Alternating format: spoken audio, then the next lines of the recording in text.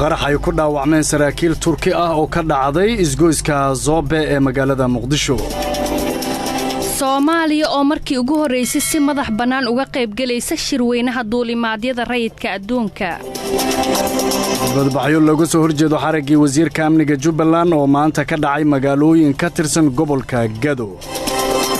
dablay hubaysan oo rag ganacsata dil iyo dhaawac ugu geystay duleedka degmada Matabaan ee gobolka Hiiraan.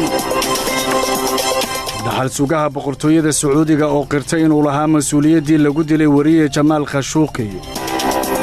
xiisad ka dhalatay dad xoolo dhaqata ah oo la dilay oo ka taagan deegaano hoos yimaada magaalooyinka Cadaado iyo Caabudwaaq.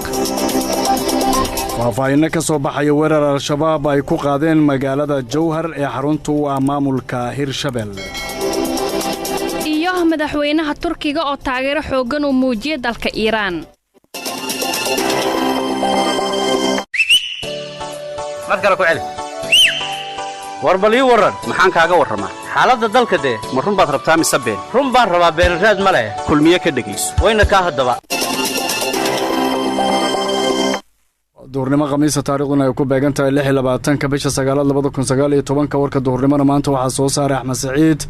waxa soo wadajir halkan uga soo jeedinaya Xawluuli anigoo Cumar Tiijira ku soo dhawaada warkii oo dhan. qarax xoogan oo ahaa nuuca baabuurta lagu xiro ayaa maanta waxa uu ka dhacay isgoyska Soobe ee magaalada Muqdisho kaas oo laga maqlay qayb ka mid ah magaalada. qaraxa ayaa waxa uu ahaa mid gaari lagu xiray oo la qarxiyay xilli uu marayay isgoyska Soobe. gaariga la qarxiyay ayaa ahaa nuucan xabada karin oo ay isticmaalaan madaxda dawladda federaalka Soomaaliya iyo kuwa hay'adaha caalamiga ee dalka ku sugan. warar ay heshay raadiyo kulmiye ayaa sheegaya in gaariga ay saarnaayeen saraakiil Turki ah oo ay dhaawacyo ka soo gaareen qaraxa kuwaas oo ahaa macallimiin. qof ka mid ah dadkii goobjoog ahaa xilliga uu qaraxa dhacay dhaawac fududna uu ka soo gaaray qaraxa ayaa kulmiye la hadlay. gacanta biixda oo meesha kala soo waxay soo gaar wax yar oo adiga oo waxba ahayn iyo lugta hoose oo biixda oo isku dhinaca waayahay waxaad iiga warantaa goobta rasmiga oo qaraxu ka dhacay xagee meesha oo ka dhacay waxa waaye maxaa la dhahaa waa isgoyska Soobe marka maxaa khasaaro ka dhashay inta doctor adigu qaraxaasi walaalo wadani ma ogaa karin naftiisa la cararayay dabcan waxa waa fahmi kartaa qofka bini'aadamka waxa uu la kulmo waa uu ka naxaa moogtaa marka aniga waan xay waana cararay marka gaariga uu ila sinay gaariga mashibiyoodiga dhankiisa kala maray ana dhankaas kalma aan ka tagnay oo waliba oo lamid ah bakka maray bakka amaagay bakka amaagay baasan maagay marka dabcan gaariga wuxuu meesha maray wixii waa qarxan ilaa amarkiisa ma waa markaa kala xarreen gaariga dad jilay waa arkay laakiin mashi karin dhaawac oo ila hayri kale baabuurka qarax lagu xiray nuuceebu ahaa gaariga wuxuu ahay bullet proof madow ah waa gartay marka wax ilaala miyaa la socday ilaalo la socdin kale ma sheegi karo aniga waa xarray dabcan waa nafsan la xarray xaaladda hadda meesha waa sidii goobta qaraxu ka dhacay dabcan ciidamada yimid oo ma kuwa amniga ah marka dadkii kala celinayeen anigana waa ka soo baxaa biko aniga dhanaan naxsanaayba kon wixii hadii aan la kulmay aniga dambiga aan ka dhigay waxa ka maqlamana wallahi dadka midig oo laga gaariga xigtay xawma ka maqlay waa everywhere kaasina wuxuu ahaa goob jooge ka agdhawaalka uu qaraxu ka dhacay oo radio kulmiye faahfaahin uga bixinayay qaraxii ka dhacay Zobe. Soomaaliya ayaa markii ugu horeysay waxa ay si madax bannaan uga qayb galaysaa shirweynaha duulimaadyada rayidka adduunka. Farxaan Maxamed Xuseen ayaa warkan soo koobaya. magaalada Montreal ee dalka Canada waxaa ka furmay shirweynaha dalalka xubnaha ka ah hay'adda qaramada midowga qaabilsan duulimaadyada rayidka oo ay Soomaaliya markii ugu horeysay ka qayb galayso tan iyo markii ay burburtay dawladda dhexe ee Soomaaliya. shirkan ayaa waxaa soo qaban qaabiyay hay'adda qaramada midowga qaabilsan duulimaadyada rayidka ee markaa magaceeda la soo gaabiyay yiraahday Kawa. wasiirka wasaaradda gaadiidka iyo duulista hawada ee Soomaaliya Maxamed Cabdullaahi Salaad Omar oo ka qayb galaya shirka ka furmay wadanka Canada gaar ahaan magaalada Montreal ayaa wax uu ka warbixiyay waxyaabaha looga hadlay shirkaasi. innaga dawlad ahaan waa markii ugu horeysay ee dawladda Soomaaliya ilaa iyo burburkii dagaalkii sokeeye markii uu dhacay waa markii ugu horeysay dawladda Soomaaliya ay ka soo qayb gashay shirkan iyaga oo xor ah oo aanan cidna hoos tagin oo ay Kawa u imaanaya inay member ka yihiin oo kaliya oo ay Kawa aynan xukumin hawada Soomaaliyana aan u madax banaanay oo markii koowaad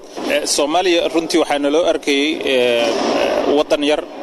oo ay Kawa xukunto codadka hataa iyo markana la soo raadsanayo waxaa la soo mari jiray ICAO ayaa la soo mari jiray marka dawladda Soomaaliya saxiix laga rabo ICAO la soo weydiin jiray ICAO ayaa inoo imaan jirtay hadda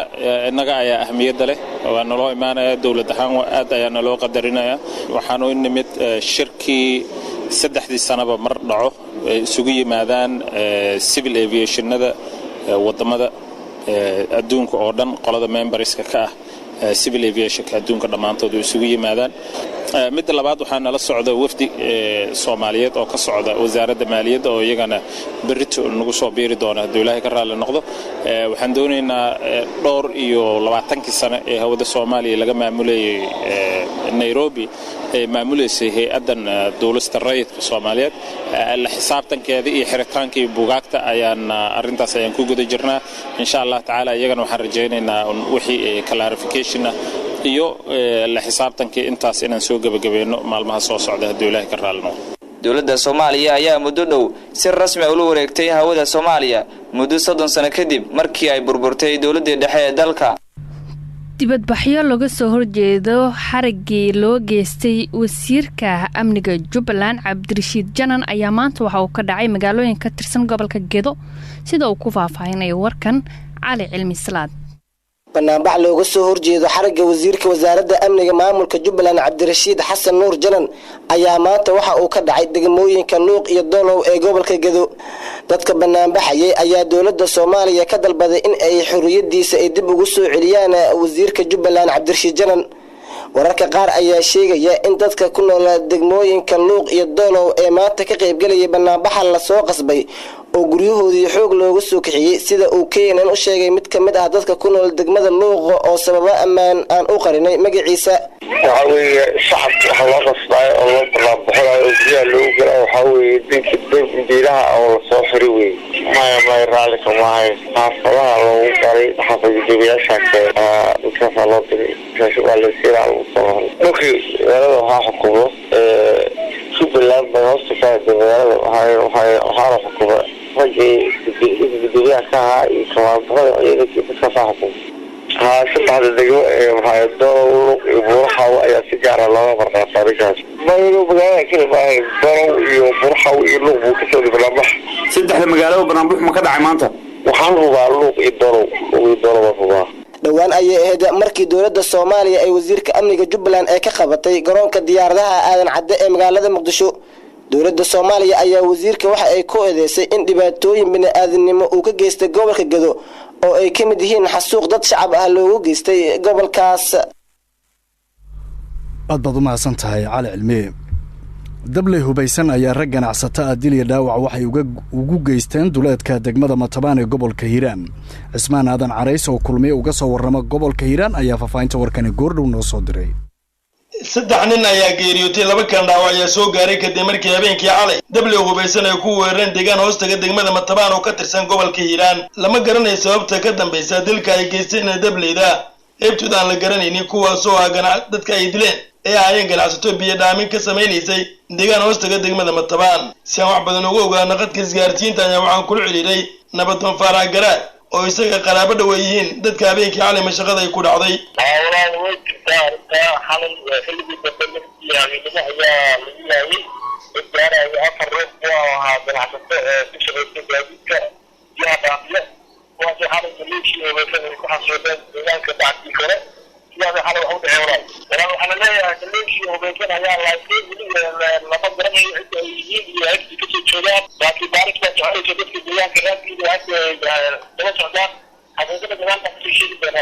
sidoo kale Nabadoon Faarax Garaad ayaa sheegay in jirto cabsi ku aadan dhanka wadada xiirisa galgaduud iyo Hiiraan ee isaga kala gooshaan gaadiidka gobolada dhexe dalka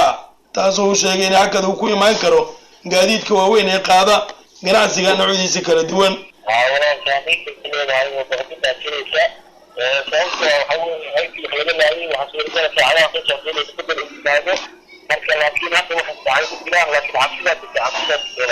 dhibaatooyinka aanada qabiil ayaa inta badan ku soo laabtay deegaano ka tirsan gobolka Hiiraan Cismaan Aadan Carays warbaahinta KNN Beledweyne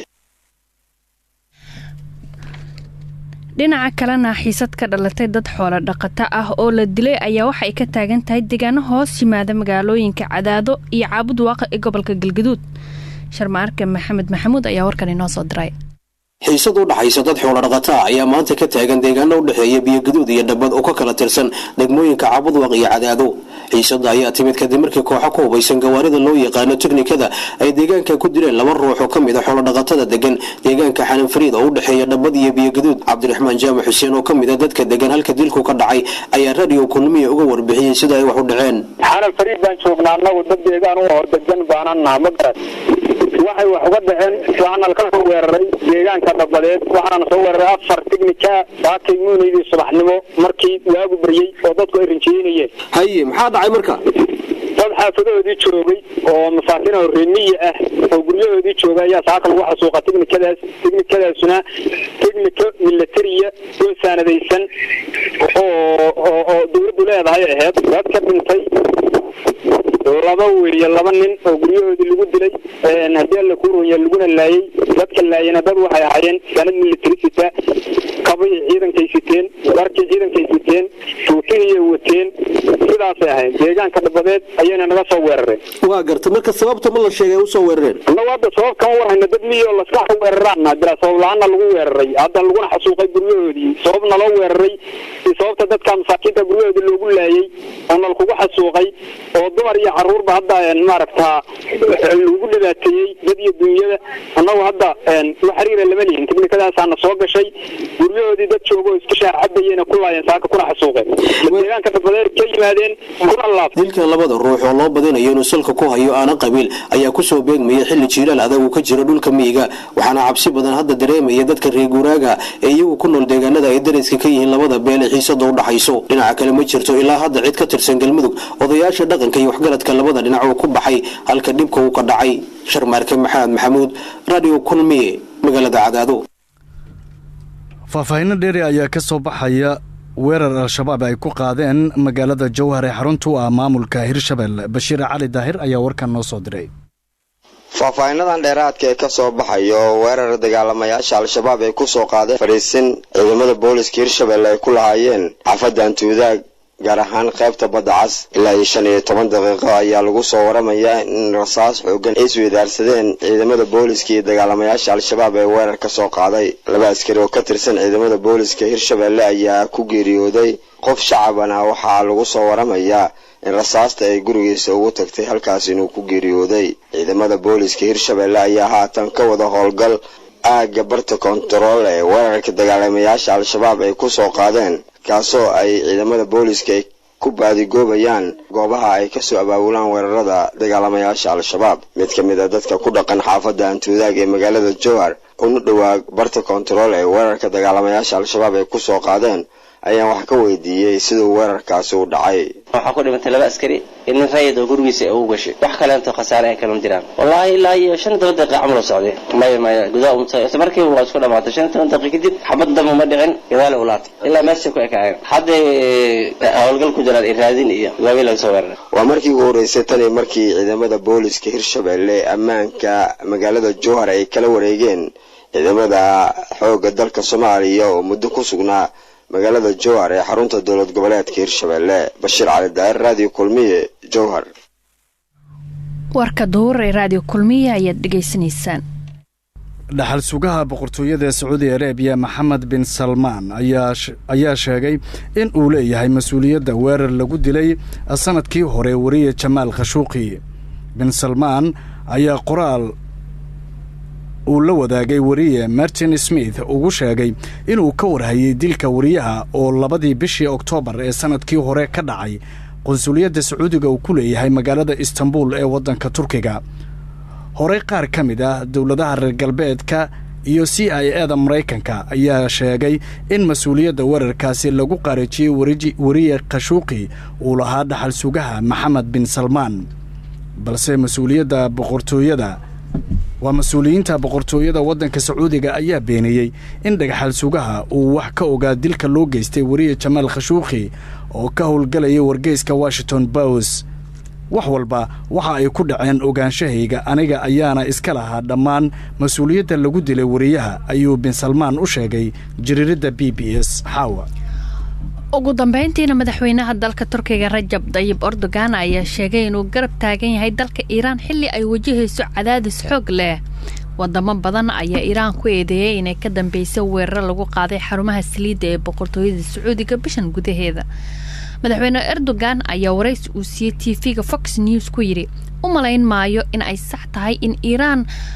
la eedeeyo isagoo sheegay inuu rumaysan yahay in weerarada ay ka yimaadeen qaybo ka mid ah dalka Yemen sidoo kale madaxweynaha dalka Turkiga ayaa eedeeyay cunaqabataynada Mareykanka uu ku siyaadiyay dalka Iiraan isagoo sheegay in Iiraan ay yihiin daris